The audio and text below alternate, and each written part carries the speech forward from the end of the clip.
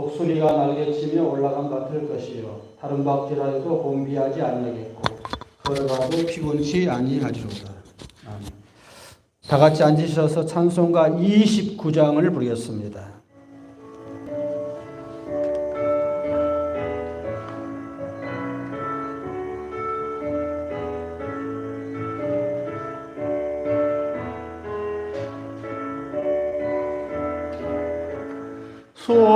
성도여 다 함께 할렐루야 하며 찬양하여라 할렐루야 하며 의호자 앞에서 백하신 은혜를 다 찬송하여라 할렐루야 하네 만문을 열어라 할렐루야 하네 온 하늘 흘려라 할렐루야 하네 인도자 되시며 징그가 되신 주 그 사랑 끝없다 할렐루야 아멘.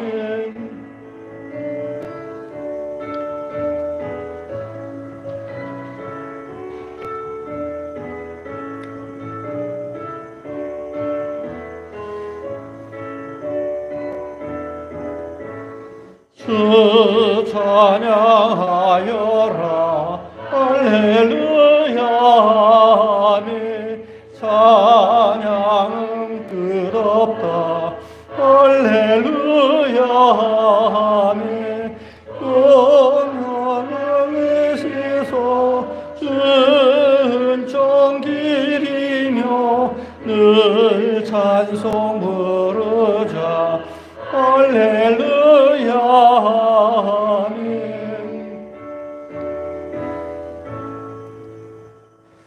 교동문 49번을 교독하겠습니다. 너희 안에 이 마음을 품어라. 그는 근본 하나님의 본체시나 오히려 자기를 비어 종의 형체를 가져 자기를 낮추시고 죽기까지 복종하셨으니 곧 십자가에 죽으심이라.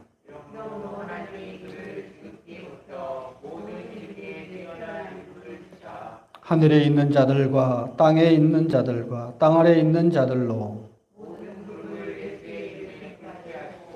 모든 입으로 예수 그리스도를 주라 시인하여 하나님 아버지께 영광을 돌리게 하셨느니라. 아멘.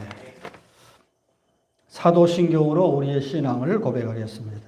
전능하사 천지를 만드신 하나님 아버지를 내가 믿사오며 그의 아들 우리 주 예수 그리스도를 믿사오니 이는 성령으로 잉태하사 동정녀 마리아에게 나시고 본디오 빌라도에게 고난을 받으사 십자가에 못 박혀 죽으시고 장사한 지 사흘 만에 죽은 자 가운데서 다시 살아나시며 하늘에 오르사 전능하신 하나님 편에 앉아 계시다가 저리로서 산 자와 죽은 자를 심판하러 오시리라.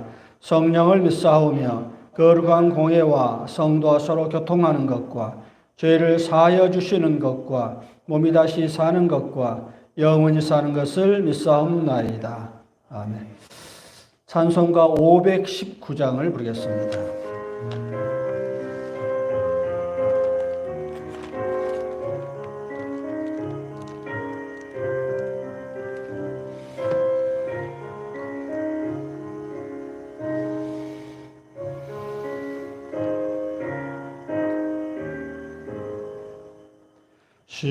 십자가를 질 수 있나 주가 물어보실 때 죽기까지 따르리 저들 대답하였다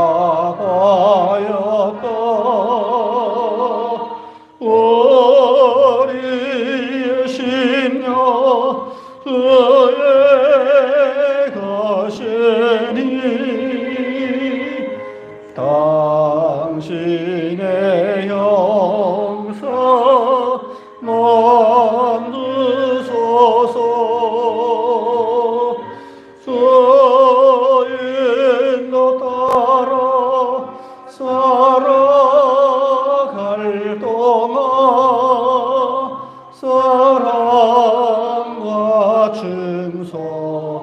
늘 바치오리다.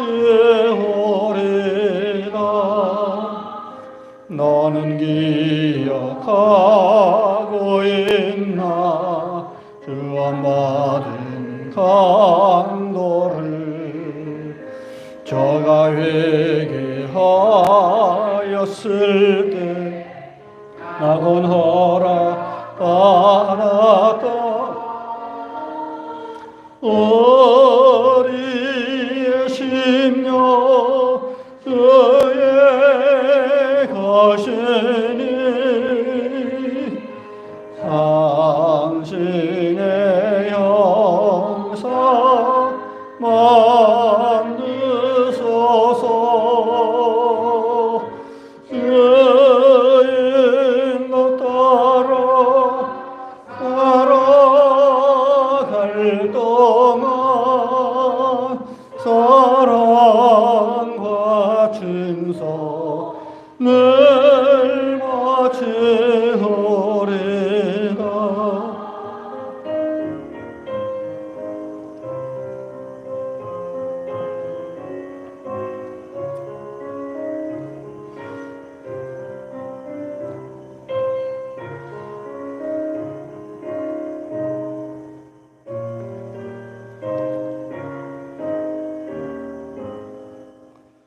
주께 내 혼 맡기겠나. 죄없음 믿으며 걱정 의심 모든 것을 너를 들러 덮을 때 우리의 심령 그의 가시니 당신의 형상 만드소서. 그의 인도 따라 살아갈 동안 사랑과 증서 늘 바치오리다. 이런 일 다 할 수 있나 주가 물어보실 때 용감한 자 옛날처럼 선뜻 대답하리라.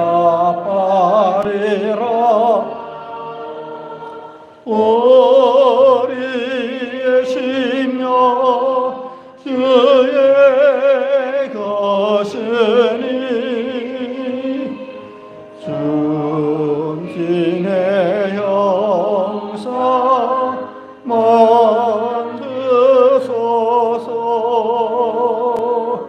주 인도 따라 살아갈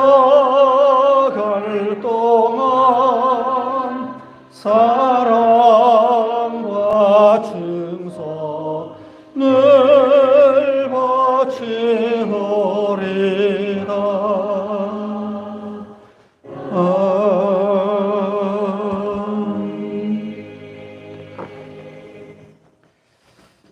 하나님의 말씀은 마가복음 8장을 보겠습니다. 신약 67페이지입니다.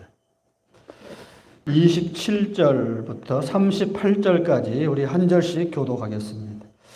예수와 제자들이 가이사라 빌립보 여러 마을로 나갈새 노중에서 제자들에게 물어 가라사대 사람들이 나를 누구라 하느냐.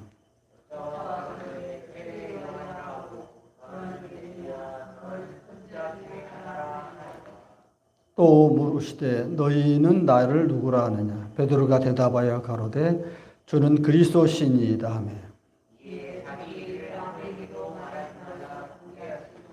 인자가 많은 고난을 받고 장로들과 대제사장들과 서기관들에게 버림받아 죽임을 당하고 사흘 만에 살아나야 할 것을 비로소 저희에게 가르치시되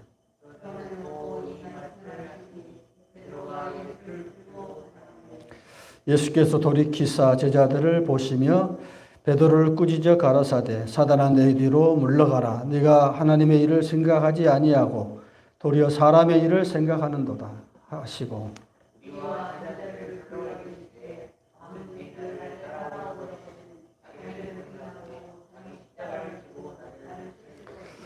누구든지 제 목숨을 구원코자 하면 잃을 것이요 누구든지 나와 복음을 위하여 제 목숨을 잃으면 구원하리라.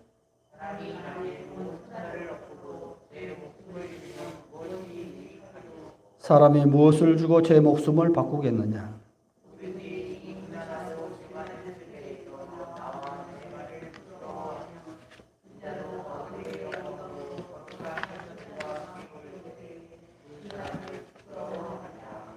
아멘. 네, 이제 이 말씀에 의지하여서 신자와 제자라는 제목으로 하나님 말씀을 대언하겠습니다. 황태자의 첫사랑이라는 영화가 있습니다. 거기에 보면 이런 장면이 나옵니다. 황태자가 유학 중에 있을 때에 그의 신분을 모르는 한 친구가 물었습니다. 자네는 졸업 후에 무엇을 할 것인가? 그때 황태자는 주저없이 나는 내 아버지의 직업을 물려받을 것이네 라고 대답했습니다. 친구는 그를 우습게 여겼습니다. 타국에 와서 유학까지 한 그런 사람이 어떻게 겨우 아버지의 직업을 잊겠다는 말인가? 좀 약간 점수로 보였던 거죠. 여러분 생각은 어떻습니까? 황태자는 아버지의 뒤를 잇는 것에 대한 자부심이 있지요. 왜냐하면 그의 아버지가 황제이기 때문에 아버지의 뒤를 이어서 황제가 된다는 거 얼마나 영광스러운 일입니까? 지금 이 친구는 그것을 모르기 때문에 지금 우스운 이야기로 들리겠지만은 만약 그가 그걸 알았다면 그 길은 참으로 복되고 영광스러운 길이고 다른 것과 비교할 수 없는 것이라고 인정할 것입니다. 여러분, 예수를 믿는다는 건 굉장한 일이죠. 우리가 흔히 신데렐라 꿈을 꾸죠. 신데렐라 꿈. 우리 연속극이나 뭐 영화나 보면은 많은 그 모티브가 신데렐라 모티브죠. 그러니까 나는 지금 신데렐라라는 것은 원래 글자 그대로 하면 부엌대기라는 뜻이에요. 우리 흔히 이제 여자분들이 스스로를 약간 좀 비하시켜서 나는 소뚜껑 운전사다 뭐 이런 이야기를 하잖아요. 그런 느낌이에요. 그러니까 마치 부엌에서 그냥 식모 노릇이나 하는 그냥 하찮은 그런 존재라는 뜻이야 원래 신데렐라가. 그런데 우리가 알다시피 신데렐라가 어느 날 왕자를 만나서 그냥 신분이 어마어마하게 상승하는 그런 이야기잖아요. 우리나라 드라마를 보면 거의 신데렐라 이야기예요. 신데렐라. 어떤 남자를 모르고 사귀고 사랑했는데 알고 보니 재벌 아들이었다 뭐 이런 거. 알고 보니 무슨 대기업 부장이었다 뭐 이런 거 되게 이제 그런 스토리잖아요. 사실 우리 그 기독교의 구원관, 우리 기독교에 왜 우리가 신앙생활 하는가? 막말로 말하면 우리가 예수의 신부 되는 거잖아요. 이게 신데렐라 꿈이죠, 사실은.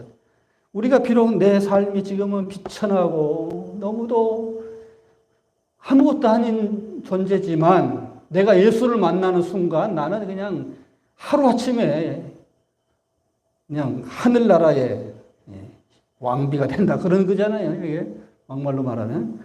그게 이제 우리가 신앙생활하는 이유죠. 예수님이 바로 만왕의 왕이시고 인류의 구세주가 되기 때문에 그의 제자가 된다는 것. 이것은 정말 신데렐라 이야기죠. 신데렐라 이야기. 그런데 그런 제자가 되기 위해서는 지불해야 할 것이 너무 크다. 이제 오늘 그 이야기를 좀 하고 싶습니다. 우리 이제 사순절 기간이잖아요. 사순절 기간은 예수님의 십자가, 순환의 길을 깊이 묵상하면서 내 삶이 비록 십자가와 같은 고통의 세월이지만 그걸 잘 감내하고 주님만 붙잡고 계속 가다 보면은 우리의 종말은 너무도 그냥 휘황찬란한 그런 영광스러운 것이 준비되어 있다. 그걸 잘 참고 가자. 뭐 이런 거잖아요, 지금. 이런 거예요. 오늘 제자의 길에 대해서 한번 생각해 보겠습니다. 오늘 본문은 우리가 이제 복음서를 쭉 보면서 이제 큰 맥락으로 이렇게 비교해 보면은 큰 눈으로 전체적인 그림을 그리면은 오늘 본문이 전반부와 후반부를 나누는 하나의 분기점이에요. 분기점. 이게 무슨 말이냐면은 우리가 알다시피 전반부는 예수님이 많은 이적을 행하시잖아요. 병자를 고치시고 안진뱅이, 소경, 문둥이 다 고치시고 죽은 자까지 막 살리시고 이런 어마어마한 기적들을 많이 행하시면서 많은 사람들을 이제 이렇게 오병이 기적도 먹이시고 이런 엄청난 기적들이 많은데 오늘 이제 본문에 오면은 그래서 그렇게 많은 것을 목격한 사람들이 어떤 반응을 나타낼 것인가를 궁금해 하신 거예요. 요새 같으면 여론을 한번 떠보는 거지. 예수님이 사람들이 나를 보고 누구라더냐. 예수님이 이제 사실 아시죠. 아시는데도 이제 슬쩍 모른 척 하면서 물으시는 거예요. 그래 사람들이 그런 나를 그렇게 많은 기적도 행하고 수많은 말씀, 하나님의 나라의 그 기가 막힌 그 복음의 그 천국은 마치 이러하다 하면서 여러 가지 복음을 전하잖아요. 그걸 듣고 사람들은 도대체 나를 뭐라고 생각하느냐 떠보는 거예요, 이게. 그랬더니 선지자라 합디다, 세례 요한이라 합디다, 에레미야라 합디다, 막 여기저기서 이제 들은 소리. 민중들의 그 여론을 이제 보고하는 거죠, 보고하는. 그런데 예수님은 이제 그럼 너희들은 나를 누구라 생각하느냐? 너희들이 3년 동안 나를 따라다녔는데 다른 사람은 그렇게 생각하는데 너희들은 나를 어떻게 생각하냐 이렇게 된 거죠. 그때 이제 수제자 가장 이제 제자들 중에서 이제 으뜸인 베드로가 자신 있게 선생님 당신은 주는 이렇게 나옵니다. 주는 이렇게 원어성에 보면 영어로 막 유아예요. 유아 당신은 그런 뜻이. 그러니까 우리는 이제 당신은 그러면 약간 좀 건방지게 생각되잖아요. 우리나라는 이제 유교 문화이기 때문에 굉장히 존칭어, 비하어, 극존칭어 다양하죠. 외국 사람들이 우리나라 한국어를 배울 때 제일 힘들어하는 부분이 그거죠. 근데 영어는 그런 게 없어요. 유 하면은 그냥 객관적인 상대예요. 그냥 높인 것도 아니고 낮춘 것도 아니고 그냥 객관적인. 그래서 그냥 당신은 그렇게 이제 영어 성경에는 그렇게 표현했는데 우리면은 좀 약간 좀 표현이 좀 예수님한테 당신은 그럼 좀 약간 안 될 것 같아서 주는 그렇게 표현한 거예요. 그런 번역이라는 것을 우리가 이해를 잘해야 돼요. 우리 문화권에서는 그렇게 잘 번역된 거예요, 사실은. 그래서 주는 그리스도십니다. 그리고 하나님의 아들입니다. 두 가지죠. 그리스도시고 하나님이야. 그러니까 그리스도라는 뜻은 원래 히브리어로는 메시아고 헬라어로는 그리스도예요. 크리스토스인데 일본에 쓰면 기리시다 이렇게. 중국에서는 우리나라는 기독은 이제 그리스도를 한자로 이제 음역해서 기독이라고 합니다. 이게 다 그리스도 똑같은 말인데 그 뜻은 원래 메시아라는 뜻은 원래 마사라는 동사에 마사 기름을 붓다. 기름을 이렇게 붓잖아요. 왕이 취임할 때 기름을 붓죠. 선지자, 애언자들한테 기름을 이렇게 붓죠. 이렇게 세례할 때는 물을 붓잖아요. 근데 이 세 사람한테는 기름을 부어요. 그러니까 마사라는 동사, 기름을 붓다라는 동사가 마사인데 그 마사의 수동태 명사형이 메시아예요. 그러니까 기름을 부어짐을 받은 자라는 뜻이에요. 그러니까 수동태 명사형이잖아요, 이게. 그러니까 기름을 부어짐을 받은 자가 메시아라는 뜻이에요. 근데 메시아라는 것은 흔히 이스라엘을 이끌어가는 세 가지 지도자가 있는데 왕, 제사장, 선지자. 이 세 종류가 이스라엘의 민중들을 이끌어가는 체제였어요. 그래서 이 메시아는 세 가지를 다 갖고 있는 거예요. 왕적인 모습, 제사장의 모습, 선지자의 모습을 가진 가장 이상적인 어떤 지도자가 메시아인데, 그러니까 이스라엘 사람들이 자기들이 보는 왕들, 제사장, 예언자들을 보니까 양 마음이 안 든 거예요. 하나님이 내 대신 백성들을 잘 영적으로 잘 인도해라. 양을 맡기고 목자로서 세 종류를 세워놨는데 양 맞듣지 않은 거예요. 그러니까 그래서 이제 늘 민중들이 꿈꾸는 것이 이상적인 왕, 왕이면서 이상적인 선지자이면서 이상적인 어떤 애언자 세 가지 모습을 다 갖춘 가장 훌륭한 어떤 지도자를 늘 기다린 거예요. 그런 지도자가 언젠가는 올 것이다. 그래서 그가 오시면은 이 지옥 같은 세상을 천국으로 만들어줄 것이다. 라는 어떤 기대감을 늘 기다렸단 말이에요. 그런데 이제 베드로가 하는 말이 당신이 그 사람입니다. 그렇게 된 거예요, 지금. 이제 말이 굉장한 말이에요, 지금 이 말은. 그러니까 구약에 수많은 예언자들이 선포했던 조금만 기다려봐. 메시아가 오면은 좋은 세상이 온다. 이렇게 늘 말했는데 그 예언자가 말한 그 메시아가 당신입니다. 이런 거예요. 그러니까 굉장한 말이죠. 굉장한 말이란 말이에요. 그리고 하나님의 아들입니다. 두 가지. 그래서 이제 예수님이 딱 그 말을 들으니까 딱 정답을 이야기한 거죠. 딱 정답을 이야기한 거예요. 이게 3년 동안 내가 가르쳤더니 참 졸업 논문을 정말 A+를 줄 정도로 대단한 답이 나온 거예요. 그러니까 그 답을 듣고 나서부터 예수님의 행적이 전반부와 후반부가 나눠지는 거예요. 무슨 말이냐면은 전반부는 아까 말한 것처럼 막 기적도 행하고 막 말씀을 전하다가 후반부 그 말씀 비로소 우리 말씀에 보면 비로소 예수님이 당신이 죽임을 당할 것을 이야기하셨다. 그때 비로소 이야기하셨다. 이게 나오잖아요. 그러니까 이게 이제 이제 됐구나. 때가 이르렀구나. 내가 십자가에 죽어도 되겠구나. 우리 제자들이 이 정도까지 수준에 올라온 것을 보니까 우리 이제 흔히 다 배웠으니까 하산하거라 뭐 그러잖아요. 도사가 이제 제자들을 가르치거나 더 이상 배울 것이 하산하거라 그러잖아요. 그 시점이 온 거예요. 이제. 그래서 그 후보로부터는 기적을 행하지 않아요. 기적도 행하지 않고 십자가를 향해서 이제 바삐 간단 말이에요. 일정이 아주 바빠요. 이제부터는 십자가를 향해서 적극적으로, 능동적으로, 자발적으로 가요. 이게 중요한 대목이에요. 중요한. 그때 이제 베드로가 이제 그 말을 하니까 예수님이 너 맞았다. 그것을 알게 하는 것은 네 혈육이 아니라 하나님이시다. 이렇게 칭찬하니까 우쭐했겠죠? 그럴 때 예수님이 이제후로는 내가 십자가에 죽으러 갈 것이다. 많은 고난이 우리 앞에 기다리고 있다. 예수님이 본심을 이야기한 거예요. 본심을. 그때 베드로나 모든 제자들이 아주 깜짝 놀랍니다. 왜냐하면은 그들이 예수님을 3년 동안 따르다는 이유는 세속적인 어떤 계산인 거예요. 예수님이 너무 인기가 많아요. 요새 우리 이제 윤석열 씨 따라다니는 사람들이 그를 지금 같은 옛날 같은 왕을 세우려고 한 사람들이잖아요. 그 왕이 됐잖아요. 그러면 그 사람들의 기대가 뭐예요? 이제 우리가 권력을 잡았으니 이 왕을 세웠으니 우리도 한 자리 하겠다라는 어떤 부푼 꿈이 있는 거잖아요. 그러니까 제자들이 그런 마인드예요. 똑같아요. 예나 지금이나 사람의 마음은 똑같아요. 오늘날 우리가 예수 믿는 이유도 다 똑같아요. 예수 믿으면 세상에서 복받고 잘 될 것이다. 그런 환상, 그런 어떤 기대감을 가지고 예수님을 따라다니는 거 솔직히 저도 그렇고 여러분도 그렇고 그러잖아요. 이게 이제 원초적인 우리 종교 감정인데 예수님은 아주 그냥 천천병력 같은 말씀을 하십니다. 그게 아니야. 물론 그것도 있기는 하지만 더 높은 차원을 이야기한다. 더 높은 차원을 이야기하면서 내가 죽어야 돼. 그러니 갑자기 벙 찐 거예요.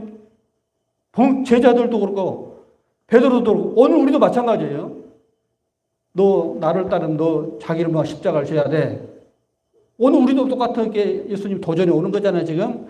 그럴 때에 베드로가 뭐라고 해요? 안 됩니다, 주님. 무슨 소리를 하십니까? 당신이 예루살렘에 올라가서 메시아로서 왕이 되고 대단한 존재가 되어야 세상을 한번 바꿔봅시다. 이게 말도 안 된 이 세상, 이게 인간이 살 동네입니까? 지옥 같은 이 세상을 다 쓸어버리고 주님이 그토록 말씀하시는 그 천국을 한번 만들어 봅시다. 그럴 수 없습니다. 당신은 죽을 수 없습니다. 이렇게 이야기하는 거죠. 그때 예수님의 말씀이 뭐라고 그래요? 사탄을 물러가라. 참 충격. 이런 말 한마디 한마디 우리가 잘 분석을 하고 잘 묵상을 해야 돼요.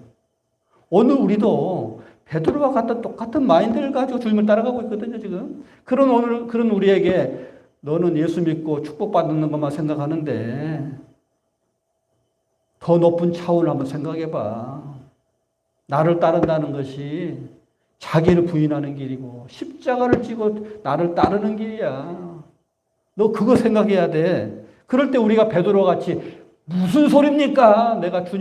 내가 예수 믿어요. 나 잘 되고 건강하고 내 자식들 잘 되고 그러려고 내 예수 믿는 건데 그런 나한테 이게 무슨 천부당 만부당 그런 소리 하십니까? 우리도 똑같아요, 지금. 베드로의 그 마음과 우리 마음이 지금 똑같은 거예요, 지금. 그런데 그런 거를 사탄이라고 표현하는 참 정말 무서운 말이죠, 지금. 오늘 우리도 여러분 똑같이 한번 따라가 봅시다. 그 베드로의 입장과 베드로와 우리가 또 똑같은 입장이에요, 지금. 근데 예수님이 그걸 우리를 사탄이라고 표현하는 거예요, 이걸. 너는 하나님의 일을 생각하지 않고 사람의 일만 생각한다. 이게 지금 하나님의 일과 사람의 일을 이렇게 이제 아주 극단적으로 지금 대립하는 구도로 지금 설명하고 있죠. 오늘 우리도 그렇죠. 우리도 지금 하나님의 일만을 생각하십니까? 우리만 생각합니까?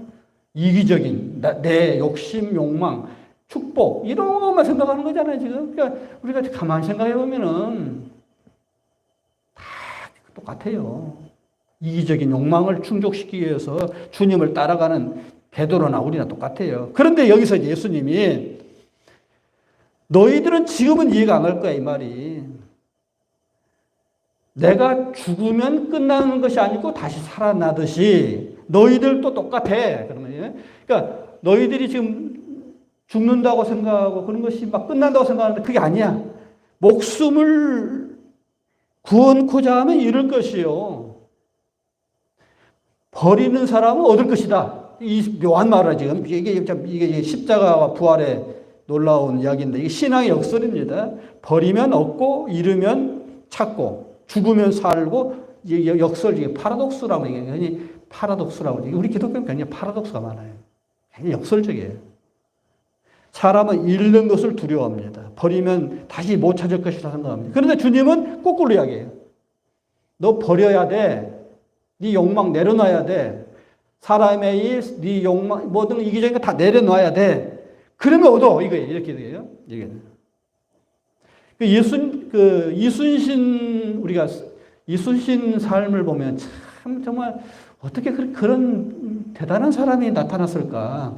임진왜란이 이순신 그 사람 한 사람으로 인해서 일본의 그 막강한 군대가 이순신한테 꼼짝 못 하잖아요. 27전 27승, 23번, 23전 23승. 그러니까 23번 큰 전쟁을 했는데 다 이겼어요. 이건 정말 기적 같은 일이에요. 참 대단한 사람인데, 근데 그 이순신이 얼마나 참, 그때 만약 이순신이라는 존재가 없으면은 그때 아마 우리가 한일합방이 1910년에 됐잖아요. 근데 임진왜란이 1592년에 했으니까 조선이 생기고 나서 200년 만에 딱 조선이 1392년에 개국을 했는데 딱 200년 만에 이제 전쟁이 됐는데 큰 전쟁이 없었어요. 그동안에는 200년 동안. 근데 큰 전쟁이 왔는데 그때 이순신이 없었으면 우리나라 일본한테 먹혔을 거예요. 그러니까 한일합방이 1910년이었는데 굉장히 당겨졌을 거예요. 그 정도로 대단한 사람입니다. 이순신이라는 존재가. 이순신의 그 사고방식이 뭐냐면은 우리 다 알죠. 늘 이제 전쟁에 임할 때 딱 우리 이제 연설을 하잖아요. 지휘관들이 병사들 전쟁을 앞두고 있는 병사들한테 늘 했던 말이 너희들 두렵지? 이 전쟁에 임할 때 두렵지? 그래서 다 도망가고 싶지? 사람이 목숨을 잃고자 하면 얻을 것이요. 얻고자 하면 잃을 것이다. 너희들 목숨을 얻고자 도망가면 어차피 일본 놈들이 도망가면 너희를 죽일 거야. 그러니까 목숨을 구하고자 하면 오히려 잃고, 근데 내가 죽기 살기로 내 목숨을 잃고자 하는 사람은 얻을 것이다. 이게 유명한 말이죠. 예수님의 그 역설적인 진리, 그걸 벌써 깨달은 거예요. 이순신 대단한 거죠. 근데 예수님은 그걸 이제 아주 쉽게 비유로 설명을 해요. 그거를 우리가 아는 한 알의 밀알이 땅에 떨어져 썩어 죽으면 많은 열매를 맺는다. 이게 농사 법칙이잖아요. 농사의 법칙이 뭐예요? 농부가 봄에 씨를 뿌려요. 이제 우리 봄이 됐잖아요. 다시 씨 뿌리는 시기에 돌아왔죠. 농사꾼이 제일 귀하게 생각한 것이 곡식 하나라는데 그걸 땅에 버리는 거잖아요. 뿌리는 거예요. 버리는 거죠, 이게. 그런데 놀랍게도 농부는 무슨 소망이 있느냐, 어떤 믿음이 있느냐. 내가 하나를 버리면 가을에 30배, 60배, 100배가 되어 돌아온다는 확신이 있는 거예요. 그렇죠? 그런 확신도 없이 어떻게 버리겠어요? 그러니까 예수님의 말씀이 바로 그 말이에요. 한 알의 밀알이 땅에 떨어져 죽으면 끝나냐? 손해냐? 아니다. 얼핏 보면 손해지. 얼핏 보면. 그런데 긴 안목으로 보자. 긴 안목으로 보면은 결국은 30배, 60, 100배의 놀라운 기적이 기다리고 있어. 그게 이제 한 알의 밀알에 대한 이야기죠. 그러면서 예수님이 내가 죽는다고 하니까 너희들이 지금 난리가 나요. 또 너희들이 나와 함께 가서 죽고 그러면 다 손해볼 것 같고 이 안달복달하는데 근시안적으로 보지 마라. 멀리 영혼의 시야에서 봐라. 영혼의 시야에서 보면은 30배, 60, 100배 열매가 맺어져. 내가 죽으면 바로 부활할 것이고 너희들이 내 고난 십자가에 동참하면 너희들이 금세도 어미나 아비나 자식이나 전토를 벌이는 자는 금세에 있어서도 집과 형제와 자매와 모친 자식과 전토를 100배나 받되 핍박을 겸하여 받고 내세에도 영생을 받지 못할 자가 없다. 그러니까 결국은 얼핏 보면 굉장히 예수 믿고 이렇게 자기를 부인하고 십자가를 지는 것이 손해보는 짓이요. 정말 못할 것으로 생각할지 모르지만 조금 참고 한번 해봐.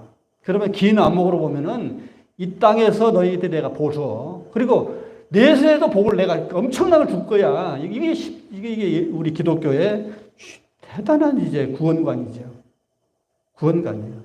버려야 받는다라는 이 역설을 알아야 한다는 겁니다. 사업가가 투자를 합니다. 농사꾼이 씨를 뿌리는 것과 똑같은 거예요. 어떤 곳에 투자를 해요. 주식을 투자도 하고, 뭐 부동산에 투자도 하고, 내 사업을 크게 벌리기 위해서 투자를 하잖아요. 그럴 때에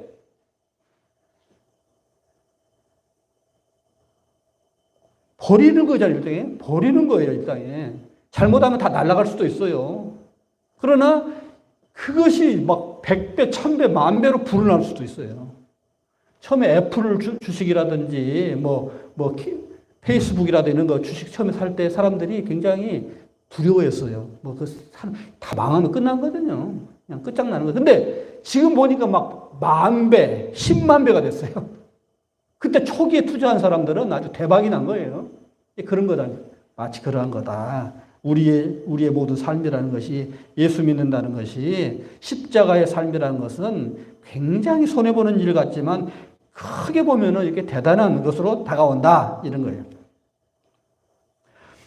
오늘날 우리나라가 세계 이제 10대 강국이 되고 참 이건 기적 중의 기적입니다, 사실은. 지금 생각하면 기적 중의 기적인데 우리 어릴 때만 해도 태국이나 버마나 필리핀 같은 나라들이 우리나라 우습게 봤거든요. 우리가 못 살았어요. 그렇게 못 살았어. 근데 지금 우리가 한참 밑으로 보잖아요, 지금. 게임이 안 될 정도로. 근데 그 모든 것들이 어떻게 이렇게 가능했느냐를 보면은 흔히 좌파들이 그렇게 싫어하는 박정희나 재벌들이 이룬 거예요, 사실은. 이건 불편한 진실이에요, 사실은. 그들이 없으면 지금 오늘 우리 없어요.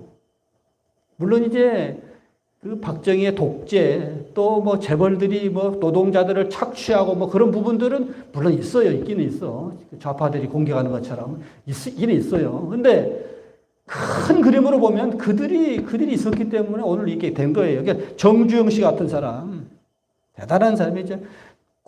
경부 고속도로 서울 부산 고속도로 그 뚫을 때 이 정주영 씨가 했거든요. 1km를 뚫는데 그때 얼마 안 들었어요. 그때 돈으로. 그런데 엄청나게 이렇게 투자를 했단 말이에요. 뭐 소양강댐, 뭐 할 것 없이 뭐 자동차, 뭐 배, 선박 이런 거. 이 사람이 뭔가를 이렇게 막 부르도자처럼 밀고 나가고 박정희는 뒤에서 도와주고 외자를 끌어들여서 다 줬단 말이에요. 근데 그때 외국에서 우리나라 막 배를 만든다 하고 자동차를 만든다니까 막 웃었단 말이에요. 우리나라를 보고 웃었다고 그래요. 근데 정주영 씨가 이제 우리 이제 그 에피소드를 보면은 니네가 무슨 배를 만들어 했더니 우리나라 지폐를 가지고 와서 거북선 있잖아요. 거북선? 그걸 보여줬다는 거예요. 이거 봐라. 우리는 그 옛날부터 배를 만든 민족이야. 그걸 설득했다는 거 아니에요? 그런데도 이렇게 안 되니까 박정희가 만약에 정주영이가 실패하면 우리 국가 예산으로 다 주겠다. 돈 다 니네 주겠다. 이게 보증을 해서 이제 돈을 끌어들여가지고 다 지금 조선소, 포항제철 뭐 이거 다 이런 거 외국 자본을 끌어들여가지고 한 거잖아요. 이런 사람들이 두려워하지 않고 도전하고 그런 거에 대한 정말 기가 막히게 맞아떨어졌어요. 잘 맞아떨어졌어요. 한 번만 삐끗하면 이제 갈 수 있는데 참 희한하게도 하나하나 뭔가 이렇게 투자할 때마다 잘 됐어요. 이게 하나님의 은혜지요. 중국이 그때 한참 뭐 대약진 운동, 뭐 문화대혁명 하면서 삽질을 하고 있었어요. 그냥 엉뚱한 짓을 하고 있었어요. 그냥 그때 우리나라가 확 커버린 거예요.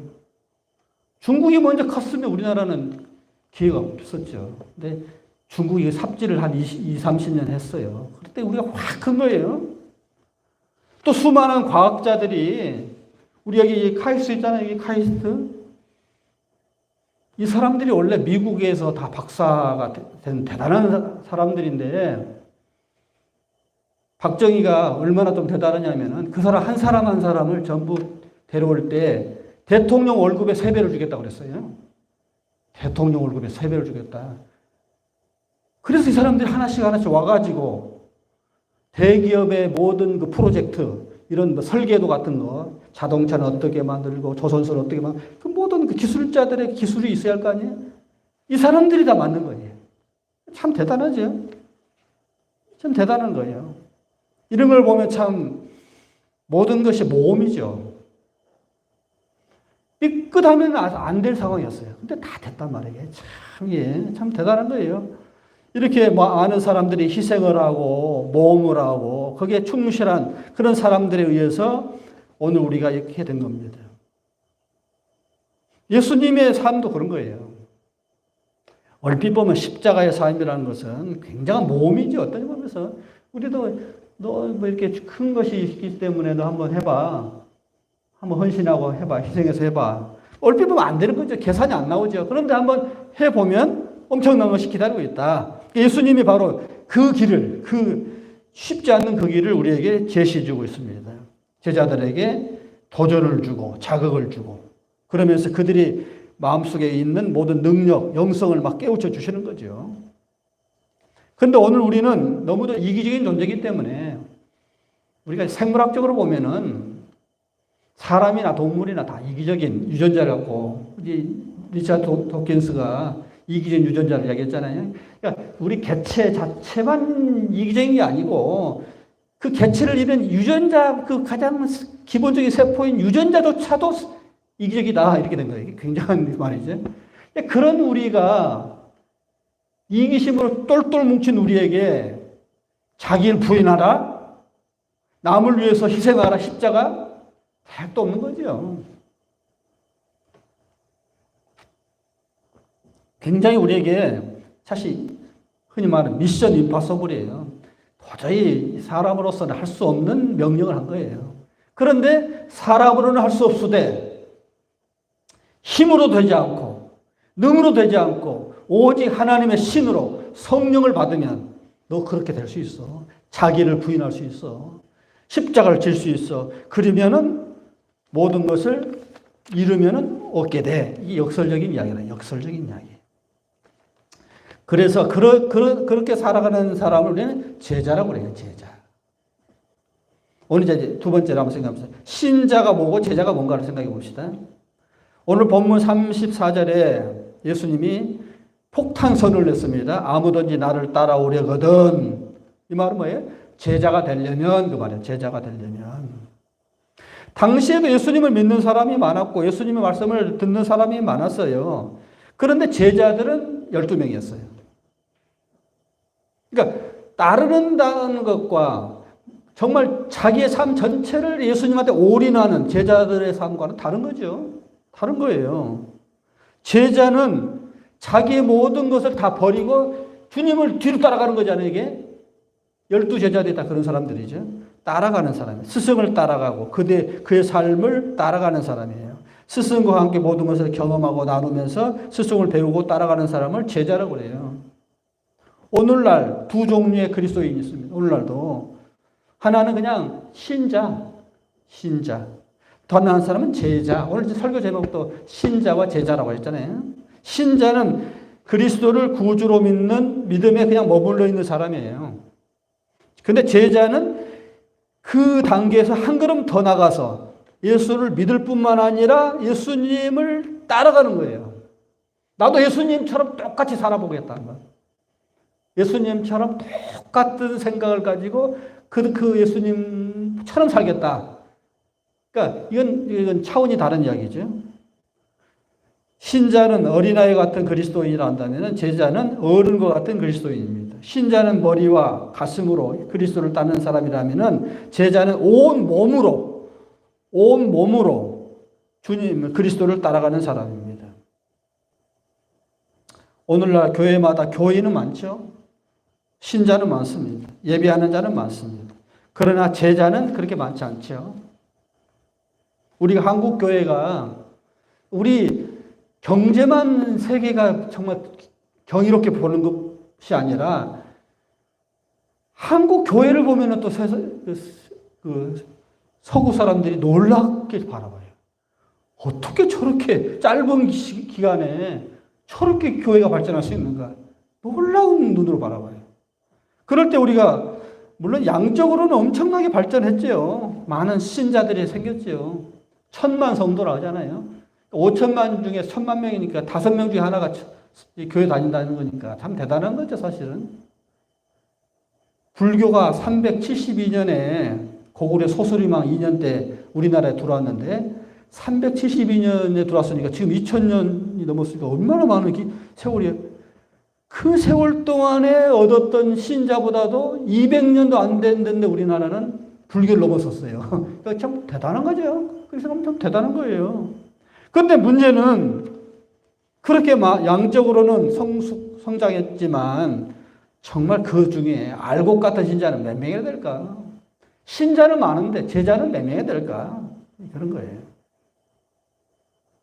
보네포 유명한 목사님 있죠. 보네포. 20세기를 행동하는 위대한 신학자.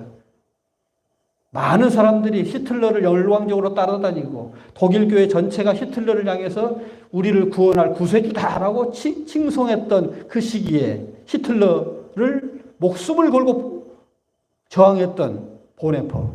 우리 잘 알죠? 참 이런 사람들이 진짜 제자죠. 이제. 근데 그가 무슨 소리냐면 제자도라는 그 책에서 보면은 이 시대가 어두운 것은 이렇게 표현해요.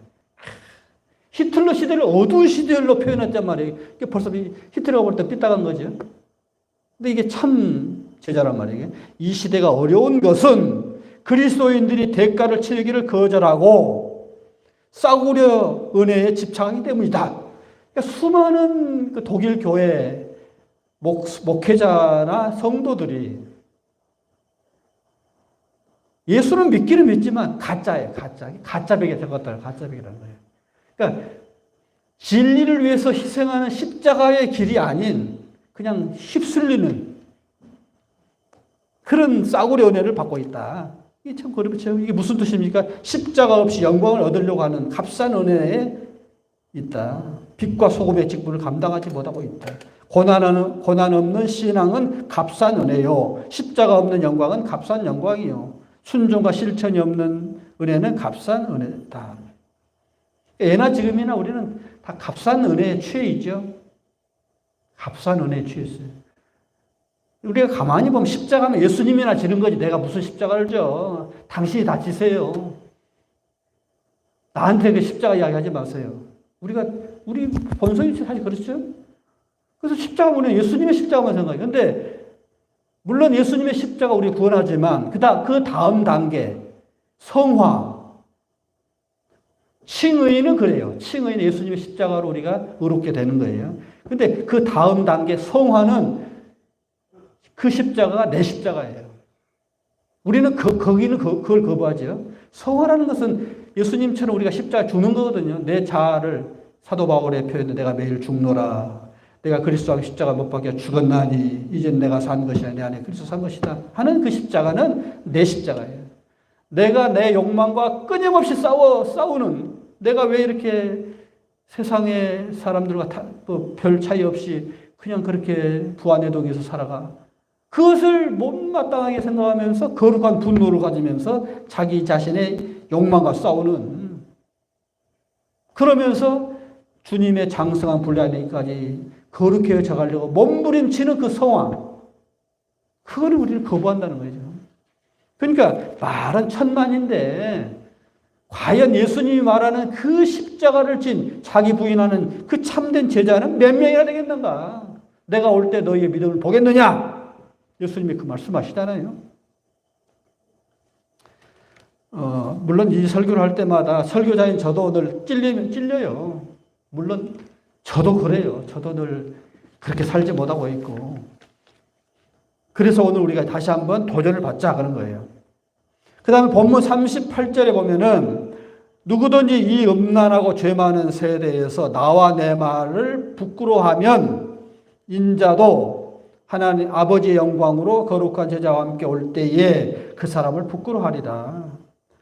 그러니까 지금 쭉쟁이 같은 신자들, 알고 같지 않는 쭉쟁이 같은 신자들은 대충 세상과 더불어서 막 살아가는데 십자가는 전혀 안 지려고 하고, 그럴 때에 내가 왔을 때 너 마치 춘향전에서 춘향이가 정조를 지키기 위해서 그 핍박을 받으면서 감옥에 있어서 다행이지 변사또 하고 놀아났다면은 이 얼마나 부끄러운 짓입니까? 바로 그 말하고 있는 거예요. 나도 너희를 부끄럽게 생각할 것이, 만약 그렇게 한다면은 부끄럽게 생각할 것이다. 오늘 우리가 이제 순환절을 앞두고 이제 다음 주일이 이제 종료주일이에요. 종료주일. 예수님이 드디어 예루살렘에 십자가를 지기 위해서 가는 종료주일인데, 종료주일을 앞두고 우리의 삶을 다시 한번 돌아보는 시간이 되기를 바랍니다. 기도하겠습니다. 사랑의 아버지, 우리가 말로는 주님을 따른다 하고 예수를 믿는다 하지만 우리는 그저 우리의 복을 위해서 예수님을 이용하는 쭉쟁이 같은 신자에 불과합니다. 주님이 오늘 우리에게 도전을 주십니다. 나를 따라오려거든 자기를 부인하라. 자기 십자가를 지고 나를 따르라. 주님 말씀하십니다. 그럴 때 우리는 베드로처럼 주여 그럴 수 없습니다. 주님이 왕이 되셔야 하고 우리는 한 자리씩 해야 합니다 하는 그 마음처럼 오늘 우리도 그런 마음으로 주님을 따라갑니다. 주님은 사탄은 물러가라 하셨는데 오늘 우리가 사탄입니다. 하나님, 이제는 사람의 일을 생각하지 않고 하나님의 일을 생각하는 참으로 제자의 도를 걸어가는 삶이 되게 하여 주시옵소서. 우리 주 예수 그리스도 이름으로 기도드립니다. 찬송가 518장 부르시면서 준비하신 예물을 드리겠습니다.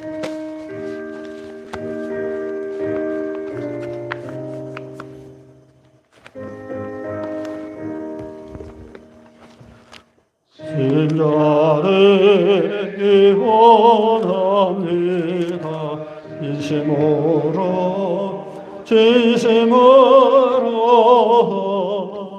신자들이 원합니다.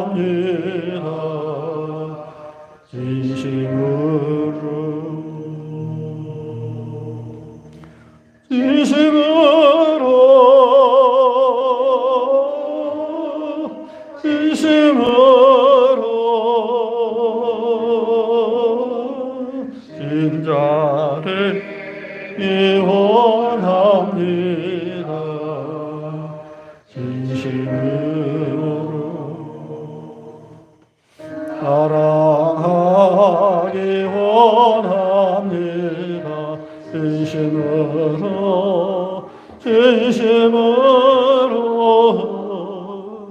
사랑하기 원합니다. 진심으로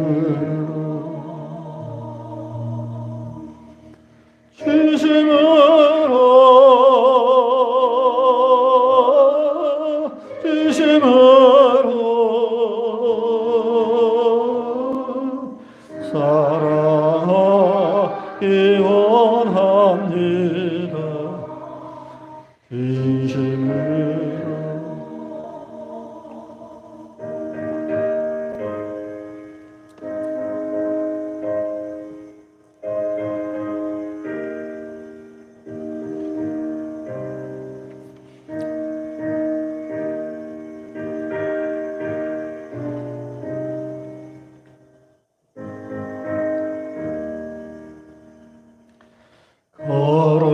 거룩하기 원합니다. 진심으로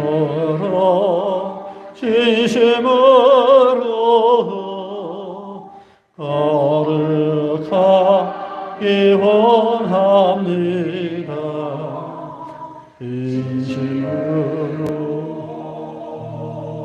진심으로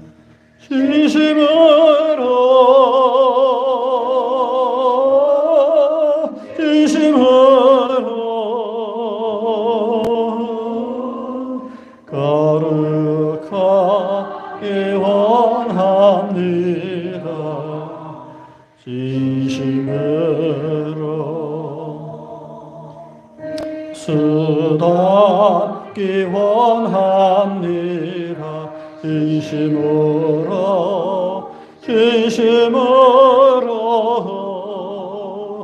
예수답기 원합니다.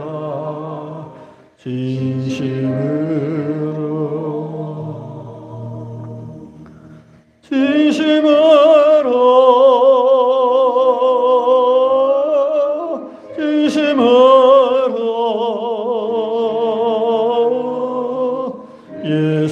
예수답기 원합니다. 진심으로 아멘.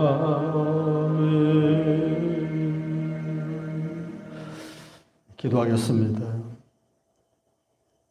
내가 죽어야 하리라 말씀하셨을 때에 베드로가 그럴 수 없습니다 라고 말하던 그걸 생각합니다.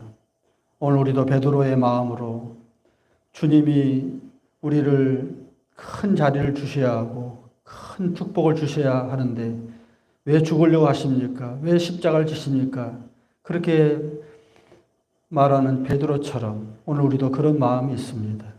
그런 우리에게 사탄하고 물러가라 하시는 주님의 음성을 다시 한번 듣게 하시고 오늘 우리가 다시 한번 신앙을 점검한 우리의 삶이 되어지게 하여 주시옵소서. 베푸신 귀한 은혜 생각 우리의 정성을 바쳐드립니다. 소득의 11조와 감사금과 주일헌금을 드립니다. 바친 손길마다 기억하시고 하늘의 신뢰한 것으로 땅에 기름진 것으로 넘치도록 채워주시옵소서.